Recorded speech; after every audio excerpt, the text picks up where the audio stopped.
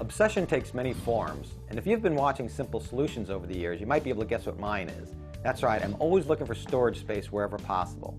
Now, one of the most overlooked spaces in everyone's home is the backs of doors. In this case, this is a pantry door, and I converted it by using a shoe organizer that I just hung on the top of the door, and it's got all these plastic pouches, and it's the perfect size for putting in all the spray bottles most people have in their homes of cleaning solutions and room sprays and even little pouches, these little packets of wipes. Now at the bottom of the door, you may have noticed I stuck in a couple of push pins. They're not really necessary, but does keep it from swinging, this organizer from swinging, because once you fill up these pouches, they're going to have weight in them, and they can bang around as you open and close the door.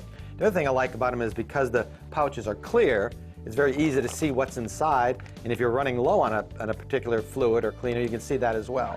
So now for less than $10, you've converted an unused space into a very organized storage unit.